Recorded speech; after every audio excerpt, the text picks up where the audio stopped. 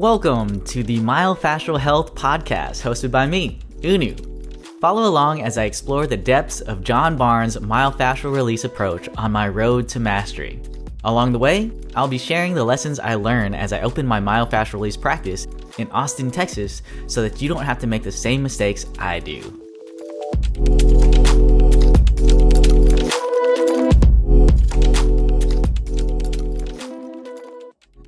Welcome back to the Myofascial Health Podcast. Now, I'm joined here by a very special guest. She has actually been a lawyer for 10 years. Then she found myofascial release maybe 6 years ago. She became a massage therapist 3 years ago, and she even started MFR practice about 2 years ago. It's my honor to introduce Linda Chanow. Thank you so much for joining me on this podcast. Hi, Unu. It's so great to be here. Absolutely. Now, I've met you for the first time. It was during a vacation series in San Antonio, and it was during an unwinding class. And then I've had the pleasure of attending another seminar with you, which happened to be advanced unwinding. And that one is in Camp Verde or the Sedona area. And it was one of those things where I feel like we came across each other's paths and I didn't know the level of impact it would then open the door for. And so it's just kind of cool. I think learning from whether it's John or the other instructors is obviously a very big thing, and I would much recommend that to anybody.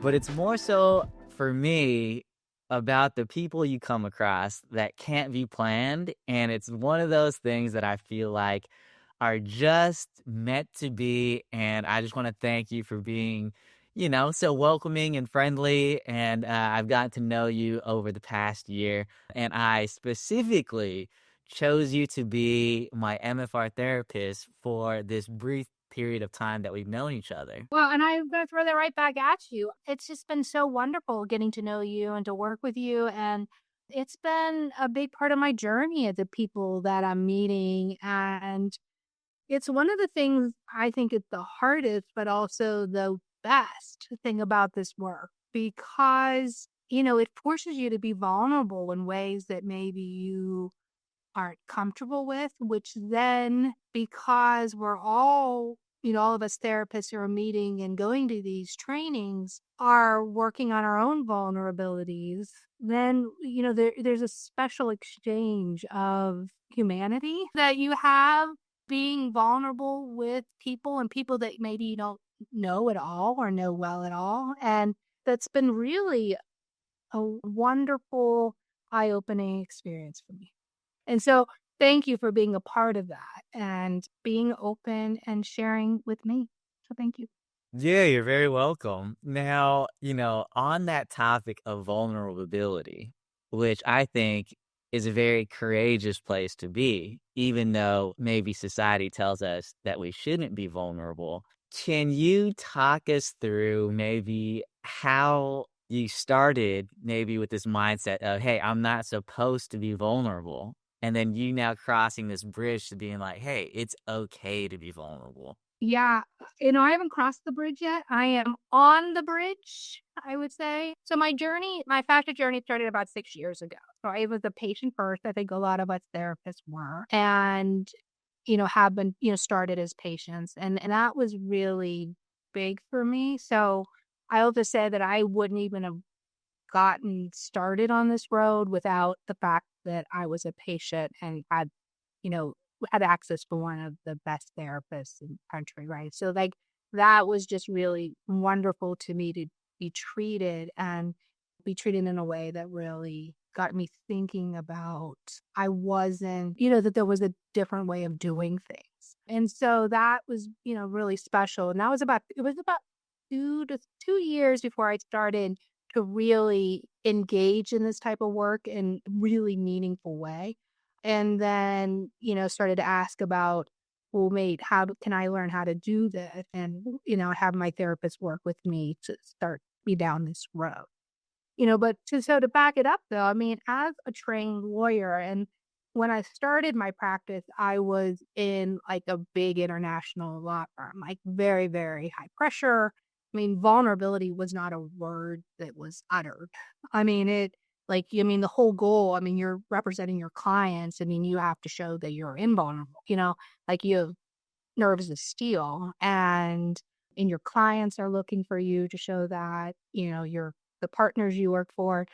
And so, you know, I mean, there were some pretty big walls built up. And there were also some big walls built up based on life experiences that I had even prior to that. So was probably drawn to the profession for those reasons, right? Because you can, puff up and be some strong person. So this was like a bit of a Herculean effort. And I again give a lot of credit to my MFR therapist, and it's such a big important thing for therapists to remember that, that getting treated and how important that is to your journey so that you can help your clients to the fullest that they can get to. It was just such a big part of my journey, working with my therapist and having her support. And she's now become my mentor and biggest champion supporter that has continued to help me to go down this road and be vulnerable.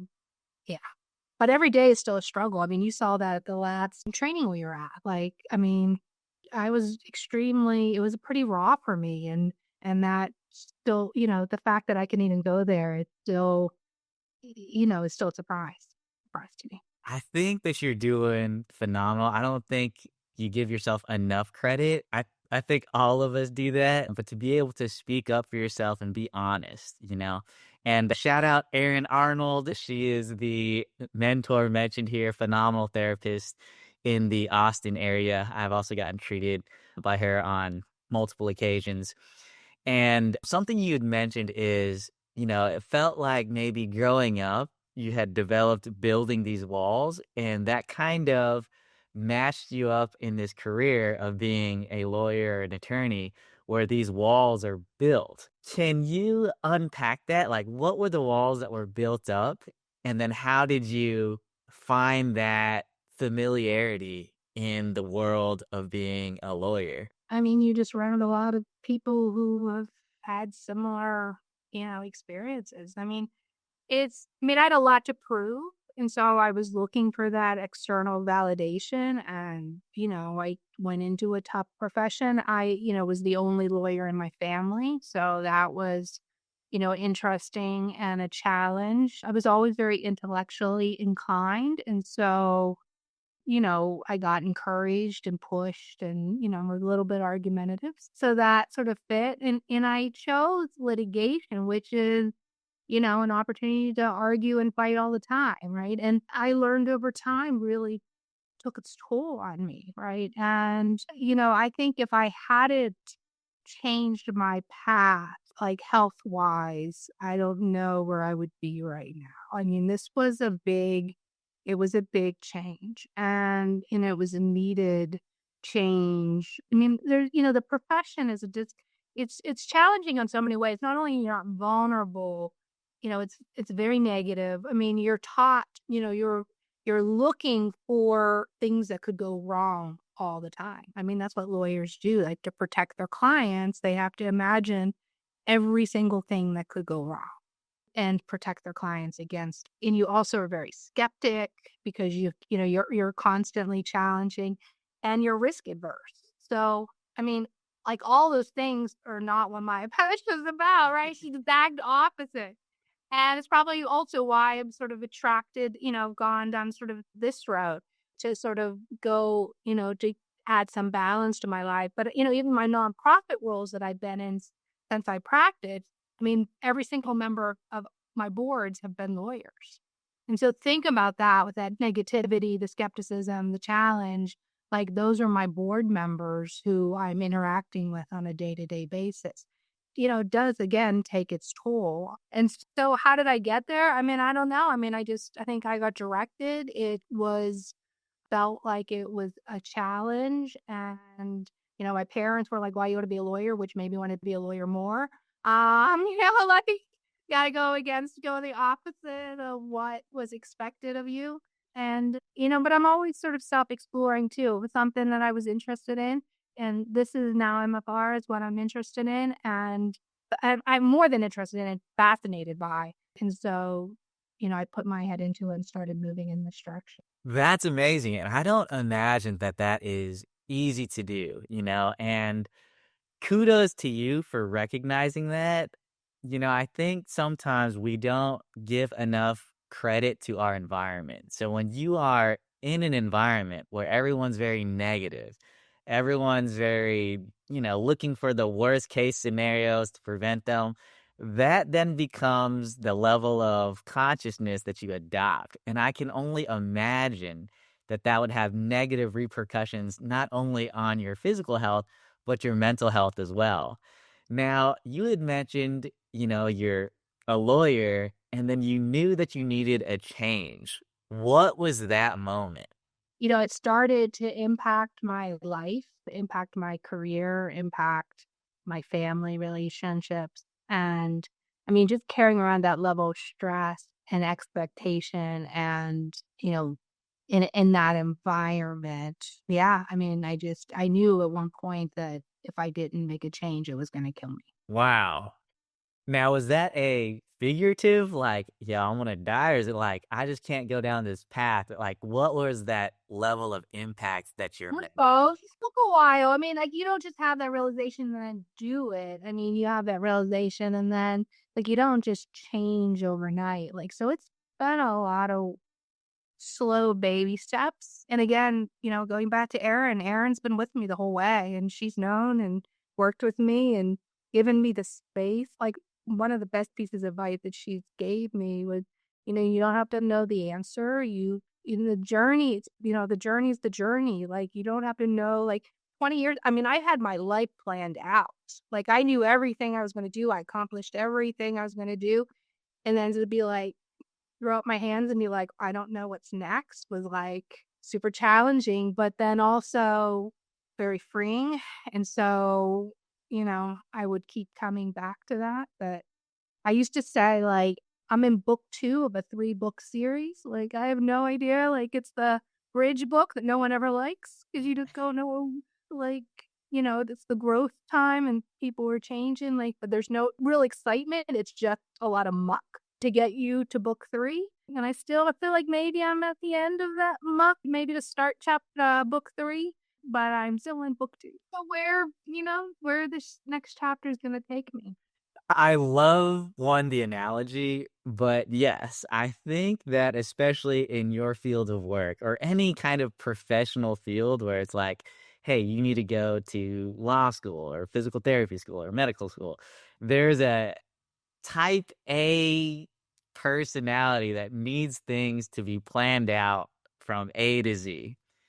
And then you get introduced to the world of myofascial release, where it's really just about being in this present moment. So you don't know the future, but all you know is the now. And I will say that that is where life exists. Because if you're caught in the past, you're not present. If you're caught in the future, you're not present. And I love that you said you're in book 2 of a 3-book series. You started, you're kind of finding yourself. There's character development. There's a lot of muck that goes through that. And then knowing that, hey, there's going to be a future that you have not yet really planned for. And it's very freeing because then you don't have to be this person who has everything planned out and you just let life develop as it will always do.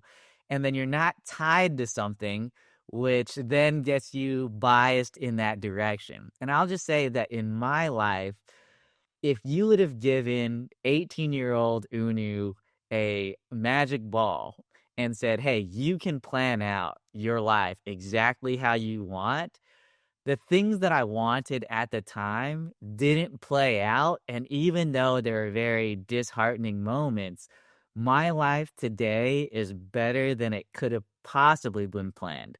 So it's just a reminder for me to trust that whether you believe in source or God or some universal presence, that it will move you in the direction that is for your best as long as you're detached from the outcome and how you get there. And I mean, and you've played a big role in this process for me over the last 6 months, it's 8 months maybe now we've known each other. And you have such an interesting way of asking questions that you sense where the like your questions really are like just in life and on this podcast, like, you can hone in on certain things of people's lives. And so that, when you ask the questions like, oh, like what am I giving off that makes him ask that question? Or like even inviting me to be on this podcast, like at this point, like where I don't know the answers. And I have, been a therapist now for a few years. Haven't been a therapist for 20 years. I know a lot of your guests have been, right?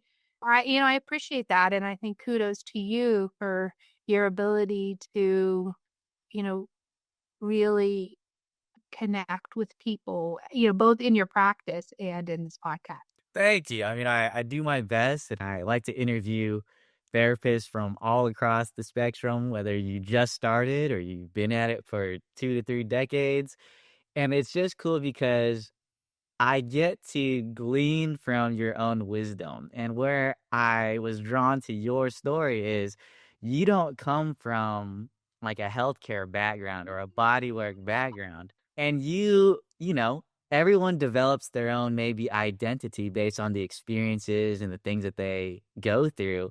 And for you to get to a point in your life where you're saying, hey, this person that I've become, I don't want to be anymore in this lawyer capacity. And I've tasted something that is very different. To be able to take that step out of the only things you've ever known, I think is such a beautiful story that a lot of us will think about, but very few of us will actually put action towards. And you've done that. Like even for me, if I think hypothetically, if I wanted to change my career, I wouldn't even know where to start. So to hear you say, hey, I have done this thing my whole life, it's gotten me to a place where I'm not really satisfied or fulfilled, but it pays my bills and it's all I've ever known, to saying, I don't know what this next thing is, but I know that what Myofascial Release has done for me and my life and my family and who I've become through that process is something worth pursuing. I just want to say that not everybody has the courage to do that, and that is a huge step that I don't think you give yourself enough credit for. You're funny. It doesn't kind of happen like I appreciate that. So thank you. So let me say that. But, for folks who are listening to this and who maybe are contemplating, like, I took a class. Like, I didn't make some big decision to change my life. It was one step, right? Like, I went to the healing seminar, Erin's recommendation. I went to the healing seminar. And then at the healing seminar, I was both fascinated and freaked out at the same time, right? Like this was not my experience with myofascial release. So, it was a lot, seeing people unwind on stage, like, people yelling and like, I didn't even know that was a possibility. Like Erin knew enough not to even try to take me there. Like I was not ready to go there in my own work. But she did encourage me to go to see the healing seminar, in which then I realized, oh, some things are possible. And I was blessed that she was there too. So we were able to like debrief, but she also had brought another client, encouraged another client to come. And that other client and I really bonded. And that other client was all similar stage in her life. And so we, after one of these seminars, you're super jazzed up and you're like, ooh, this is like, could I do this? But I'm 50 some years old. I mean, like I'm switching my career. Like, what is this even like possible? What does this look like for someone at this stage in my life? But I had lunch with that other client, and we like talked each other into it. And we initially started just like practicing on each other. And then we were like, well, maybe do we want to do this more? And we both say to this day, like, if we hadn't met and held each other's hand, like we would not have gone to massage school. Like, so it was really helpful to me to have somebody who said, you can do this. It's kind of an interesting thing because my husband, who supported me on everything, he was like, Linda, what are you talking about? Like, you're going to go to massage school? Like, and that really set me back because he sort of has always seen me and seen the person who I wanted to be. And the fact that he questioned it made me, take a deep breath. But, I ultimately said to him, and he, to his credit, this is something I want to explore, right? I just, doesn't mean I'm going to give up other avenues of income at this point. It just means I'm going to explore it. And so for me, it was sort of just a set of small decisions instead of sort of this big decision that I'm going to change my life, right? And, with every little decision, I liked it more and took the next step and took the next step. And I actually thought I thought my friend who we had buddied with was going to be like throwing out this big practice right away. And I was going to be like struggling and not really doing this full time because I had this other job. And it's turned out that it stalled a little bit for her and sort of blossomed for me. And so it's an interesting, like, you really don't know, sort of, you just got to keep moving forward. Like, I just kept moving forward. And, now she's coming back into it, and hers is now, and it just, the time were right for me at that moment. It wasn't right for her. Being flexible and open and taking the next step, when you're ready to take the next step. I'm giving you these very long answers. No. I think it's important to state that because I think a lot of times when people talk about these big changes, they think it's a big like cannonball or it's like all or nothing.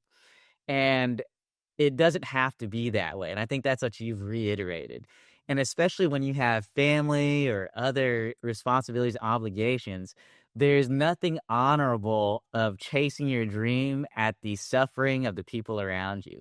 And so all you've done is said, "Hey, I'm just gonna take a baby step here." And you're just kicking these pebbles. And you still have your lawyer job. So it's not even like you're all in yet. And that's something I want to reiterate where it's like, it's not this all or nothing decision. It's, hey, I'm going to do this to see where it goes because I have these fears and these other obligations and responsibilities.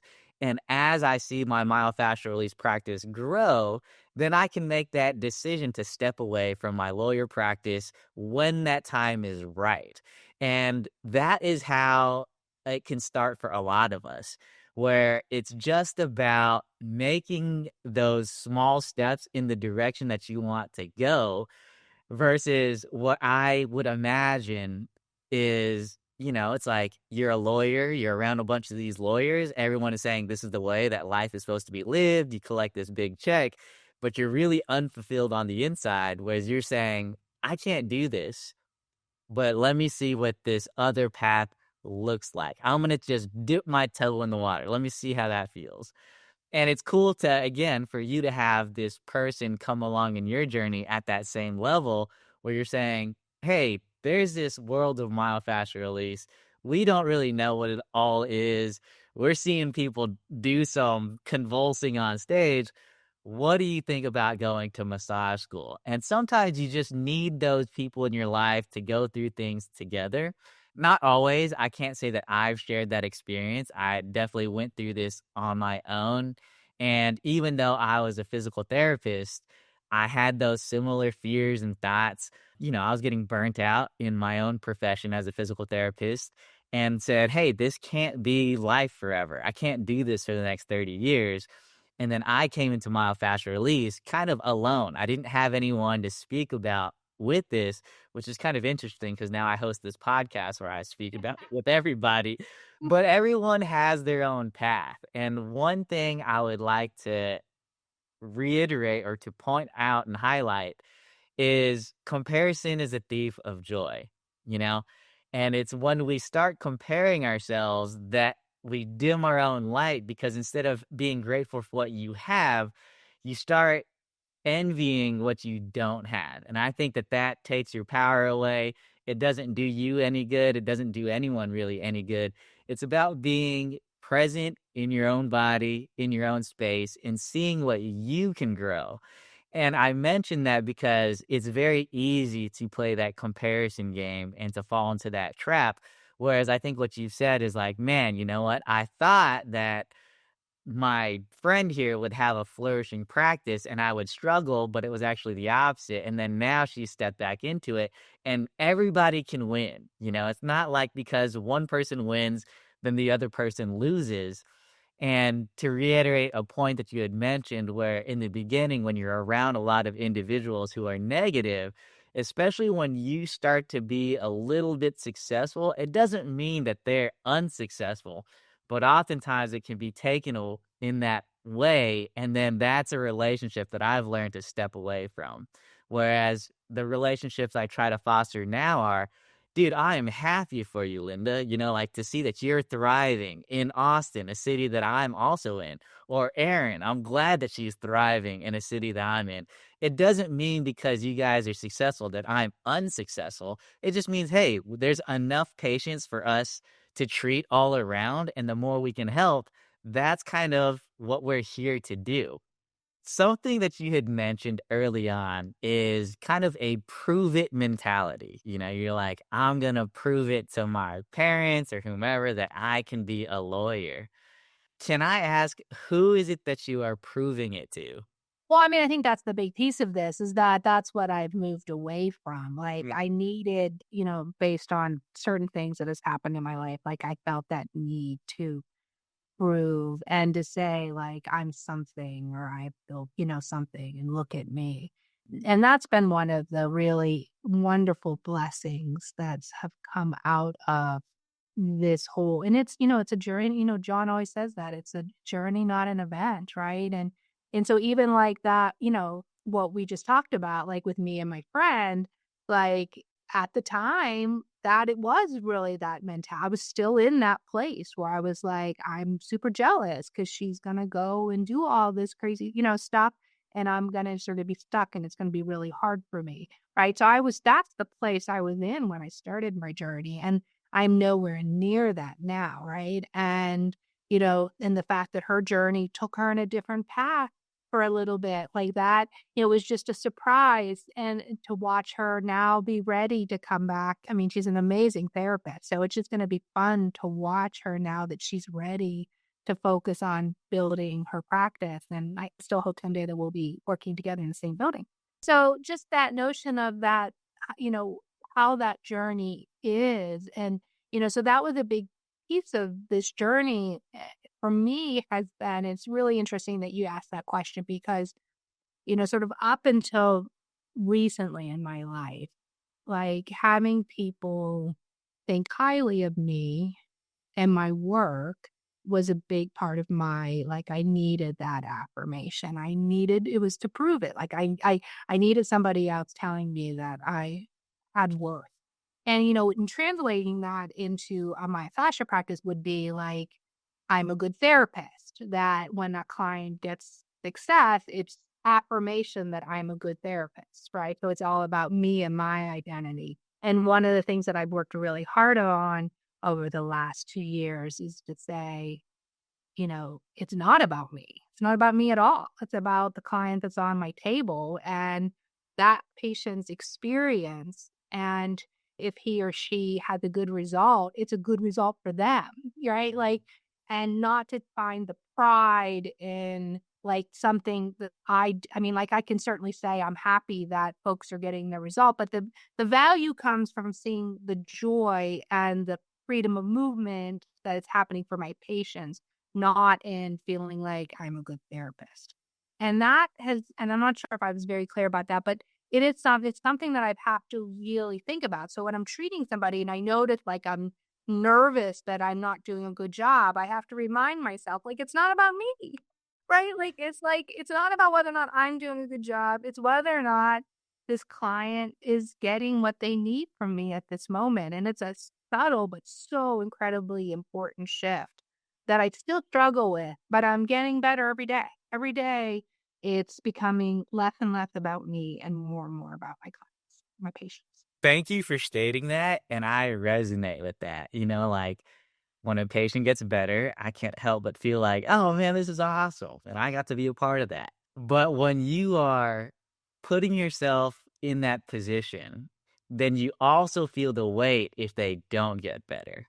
And in my personal life, it's the same thing where if someone is gassing me up and, oh, he's a great therapist, this and that, it builds me up. But then I also open myself to criticism and I can take that hard versus if I am just centered and present and grounded and it's not about me and it's about what I'm doing to just facilitate the healing process for my patients and clients who trust me enough. That is the direction in which I am directing this energy towards. But just like you, it's easy to get caught up in this external validation. And the reason I ask you about that prove it mentality is because I actually had that very same mentality. And I went to my own T for T and this theme came up. And I remember Rob asking me, who am I proving it to? And I said, myself. I'm just proving it to myself. And he said, is that the way you want to continue living? And of course not, like to always chase external validation is a very shallow well to drink from. And I'll say that I remember when I started my MFR and physical therapy practice, I thought to myself, if I can make as much as I'm being paid in an outpatient orthopedic clinic, then I will consider myself a success. And I hit that mark and it didn't do anything for me. It was like, oh, wow, this is just a number. And, luckily I can sense that I don't really feel any particular type of way. Like it's cool to get to this point, but it can't be the benchmark in which I measure my own success. And I know that there's many people who have a number and then they hit that number and then they just increase that number. And something that John will say is, he has worked with patients and clients who have so much money that they can buy mansions and yachts and boats and cars, but he feels this sadness within them. And so he says, if myofascial release is something that means something for you internally, I believe, that trust it and don't let anybody ever tell you to quit. In your life, how have you found that external validation has led you to a dead end? And where have you found that the internal validation that you've come across has been more important to you?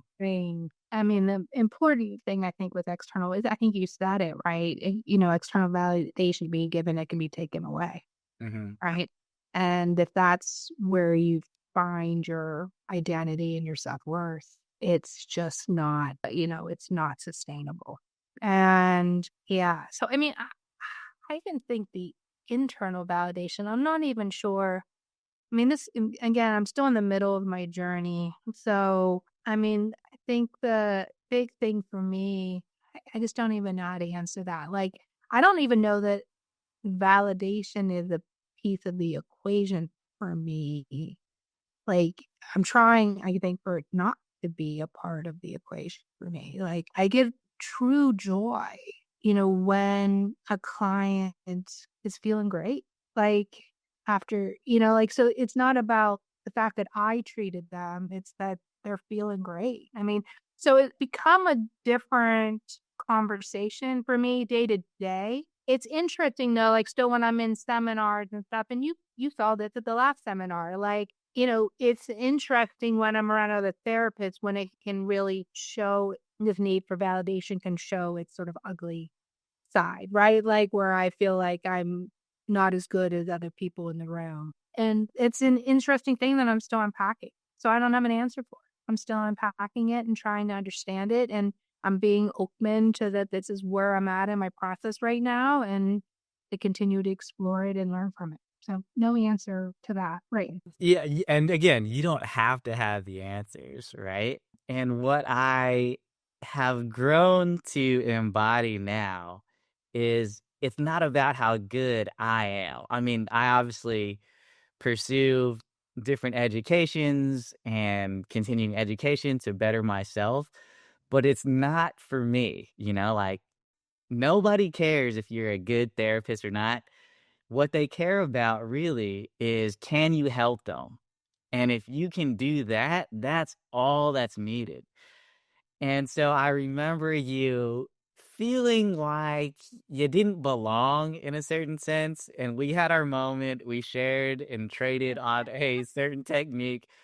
And I'll be honest, I'm still a recovering MFR snob, meaning like you go to seminars, you know who the good therapist, you don't get treated enough, so you're like, yo, let me get this work, let me partner with you. And what I recognize is, hey, like the experience will be what the experience is going to be. And it was cool to help you get over, I don't know if it was performance anxiety, I don't know what it was, but I was just like, yo, we're just here to learn. It's not as big of a deal as maybe it seems. We're all here, we're learning from one another. And I just want to say thank you for allowing my words to help in some capacity, because I am very particular with who puts their hands on me. And I remember the unwinding seminar in San Antonio. You like took off even more than you normally would. And I was like, ooh, she's like not leading at all. As a matter of fact, she's like almost fearful to lead. And I would much rather you start there and give you more gas than someone who feels like they got it, but they're leading and forcing, and to like pull away from that. And so when I blew out my knee and I was like, okay, I do need myofascial release, I was like, I think Linda would be a good fit because she's not going to force it, and then to get to know you along in this journey, to see you kind of grow and be vulnerable and say, you know what, I've had a tough time unwinding. I don't know what it is. And just being honest, versus being someone who's like, oh, I got this. And I'm an MFR therapist. I started my own practice. That is what allows you to connect. And I think that is the part that gets missed. We're human beings. We have emotions. We have doubts.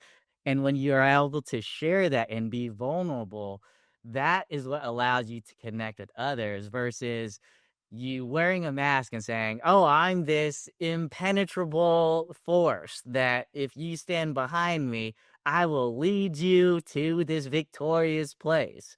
And that's the part where I'm learning, where it's like, you can't do the work for your patients and clients. You're here to hold space, but they have to be the ones that do their work themselves. And we're just here to facilitate that process. Versus, I think in your lawyer world, you're like, I am here to champion and drive this thing to get the result that the client is paying me for.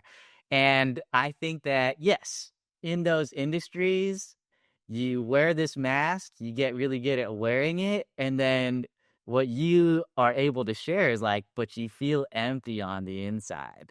And something that John has mentioned is the inner journey isn't the most important journey. It is the only journey. And for those of us who have never embarked on that, and they say, hey, this is how people see me, and they get this external validation, I would imagine that you feel very empty on the inside, and you've had the courage to say, I don't feel like this is for me, and I'm going to take this next step out of there. I think that you've done a lot, and I hope that others can hear your story, and maybe they are having a tough moment of being like, dude, I'm in this career, it pays the bills. I should be happy because these things are helping me sustain this life.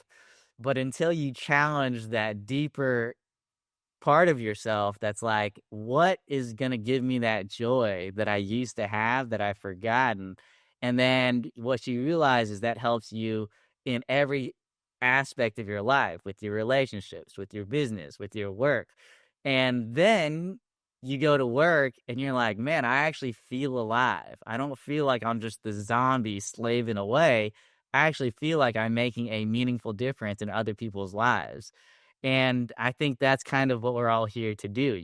We're here as humans being able to help other humans. And when we do that, there is something about that that is beautiful. And yeah, I think anytime someone's having a tough moment, you just need a little bit of a nudge there. I'm not leading you, I'm not forcing you, but you're able to kind of receive what I had said. And I thought that you were able to kind of just be more of yourself without this extra pressure that you're putting on yourself. And I think ultimately that's where we're all better people, better therapists. And yeah, I don't know. I thought that was just a beautiful moment. And I think in these MFR seminars, it is allowed for you to do that versus I would imagine in your lawyer spaces to show vulnerability would almost be like showing weakness. Oh, yeah. Yeah. Yeah. There's a reason why the suicide rate and the alcoholism rate for lawyers is extremely off the charts. I mean, it is, it's just not allowed. Like, you just do not. I mean, people are social, but you don't connect on any level below the surface. And that has its toll on people in the profession, for sure. Yeah. Yeah, no, that was an important moment for me too. I feel like I'm living embodiment of John's words that, you can only go as far treating your clients as you do yourself, right? Like, hasn't been pretty for me. Like, it hasn't been an easy work. And so then how can I expect it to be pretty or easy for my clients? Like, I understand, like, for people that this is a process and a process they have to go through. And I think, for every time I make a step forward in my journey, I make a step in my personal journey, I make a step forward as a therapist. 100%. I just want to thank you for being open and honest. I know that it is tough to be vulnerable, but I thought you did a wonderful job. Before we get out of here, is there any last thing you would like to share with my audience? As scary as the journey can be, it's also amazing and wonderful. And you never know. Like, if you don't know where you're going, you also, like, have no idea how wonderful it could be, right? Like, to not know the end result, like, means that the end result has limitless possibilities. It's super exciting. It's scary and exciting equally. So I love that. But enjoy the ride. And if someone was looking to work with you, how would they find you? So my website, it's my company's name is Fascia Revive Center. And so it's www.fasciarevivecenter.com here in Austin, Texas. And so, yeah, come visit my website and come visit me. Wonderful. Thank you so much for joining me on this podcast. You're very welcome. Have a wonderful weekend. You too. Take care. Bye. Thanks for listening to another episode of Myofascial Health. I help myofascial release therapists create beautiful websites for their MFR practices, even if they aren't tech savvy. If you're just starting your MFR practice, or you're an experienced MFR practice owner, learn more about how I can help at www.myofascial.health/website.